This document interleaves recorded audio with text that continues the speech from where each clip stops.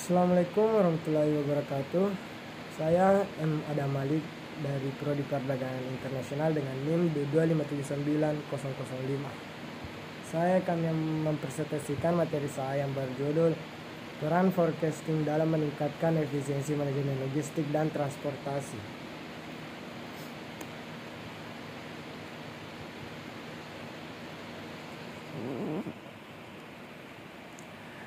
Yang pertama, manajemen logistik, yaitu yang pertama ada yang maksud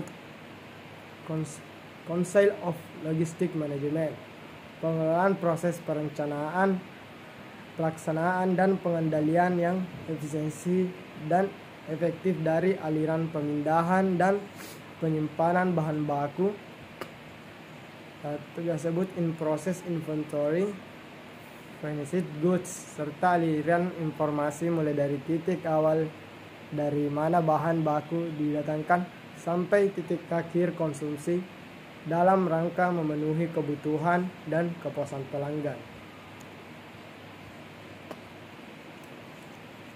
Ada juga istilah nama lain untuk manajemen logistik, yang itu ada distribusi barang atau fisik, yang biasa disebut physical distribution, distribusi, kayak distribusi, logistik bisnis, logistik pemasaran, distribusi logistik, manajemen material logistik, logistik, sistem respon cepat, manajemen rantai pasokan, dan logistik industri. Kategori material barang yang ditangani dalam manajemen logistik, yang pertama ada raw materials, yang kedua ada in process inventory, dan yang ketiga ada finished goods.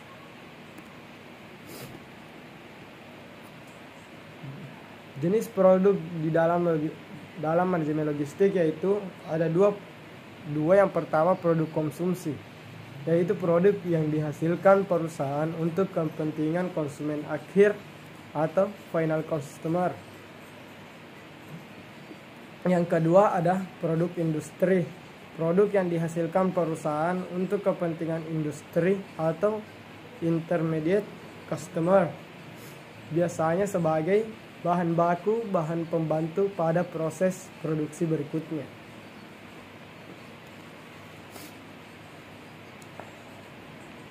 Ada juga nilai tambah suatu produk perspektif logistik.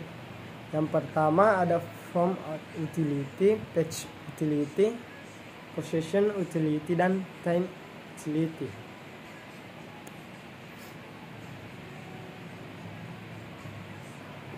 Komponen dalam manajemen logistik yaitu ada beberapa macam sini: manajemen action atau planning, yang planning, implementation, control. Ya, ada banyak lah.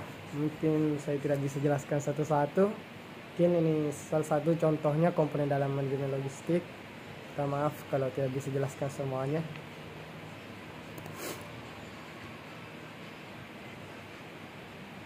Output dari manajemen logistik. Yang pertama ada marketing orientation atau logistik is market oriented.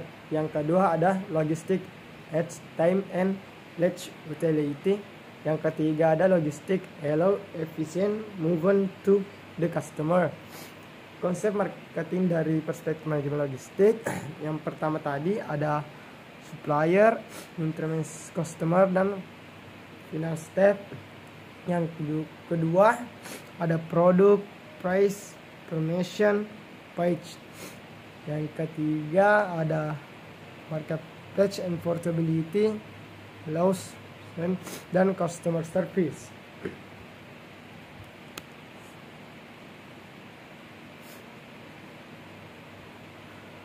Logistic allow efficient movement to the customer.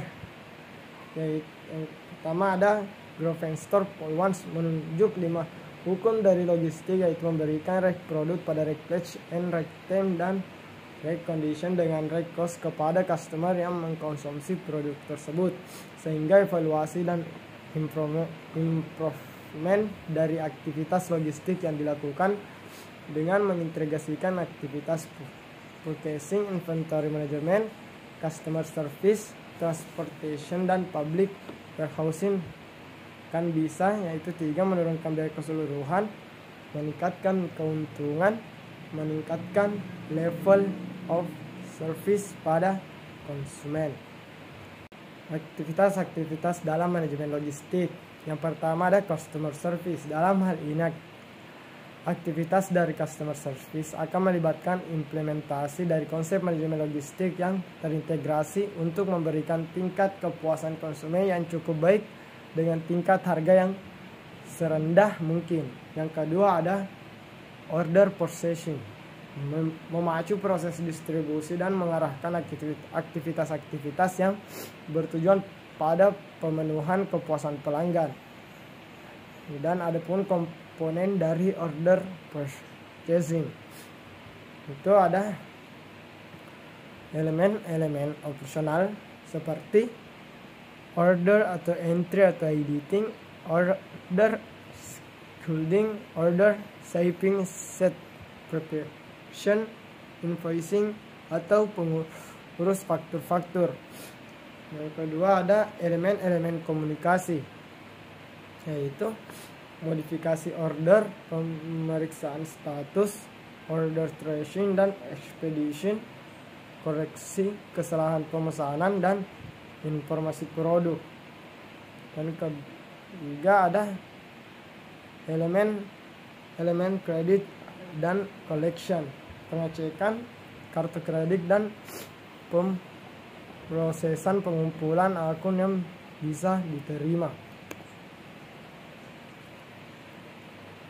Berikutnya yang ketiga distribution communication. Communication yang efektif harus dilakukan pada supplier, perusahaan, dan customer. Dan ada juga komponen fungsional utama dari perusahaan, yaitu marketing, manufacturing, logistik, dan finance accounting. Yang berikutnya berbagai aktivitas yang bergabung dengan logistik seperti customer service, traffic, transportation, warehousing, and strong order processing, dan inventory control. Yang berikutnya komponen-komponen di dalam masing-masing aktivitas logistik, misalnya dalam inventory control, in-plan inventory, inventory in transit, dan inventory in pilot warehouse. Berikutnya yang keempat, inventory control atau aktivitas kritis, karena membutuhkan biaya untuk menjaga kecukupan suplai produk dalam rangka memenuhi kebutuhan customer maupun kebutuhan manufacturing. Logistik harus menjaga ketersediaan raw materials, part and then finished goods inventory yang dibatasi oleh keterbatasan modal dan tempat penyimpanan. Keberhasilan inventory control ditentukan oleh tersedianya inventory untuk mencapai level of customer service yang diinginkan tanpa mengganggu biaya aktivitas logistik yang lain.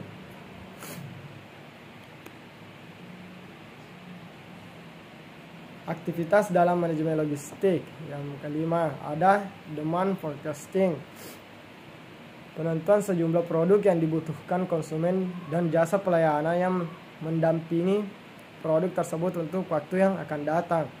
Berikutnya bagi marketing, untuk menentukan strategi promosi, penghabisan sales force, strategi pricing, dan aktivitas market atau research. Yang berikutnya bagi manufacturing, untuk menentukan jadwal produksi, strategi pembelian dan pengadaan, serta keputusan-keputusan inventory dalam pabrik. Sementara bagi manajemen logistik, untuk menentukan berapa banyak masing-masing item produk yang diproduksi oleh perusahaan akan dikirim ke berbagai pasar yang harus dilayani.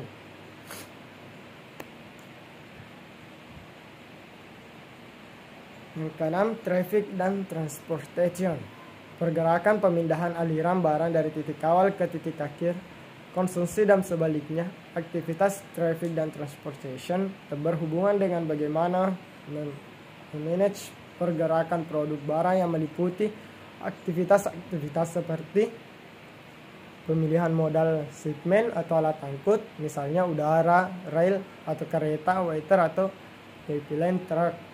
Dan ada juga pemilihan jalur, routing, dan mengikuti hukum aturan transportasi lokal, nasional, serta persyaratan-persyaratan pengangkutan baik domestik maupun internasional.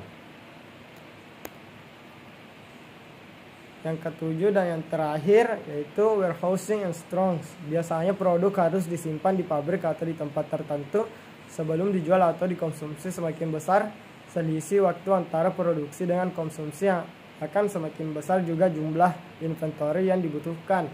Warehousing dan stock adalah aktivitas yang berhubungan dengan bagaimana memanage ruang yang dibutuhkan untuk menyimpan dan mengurus inventory.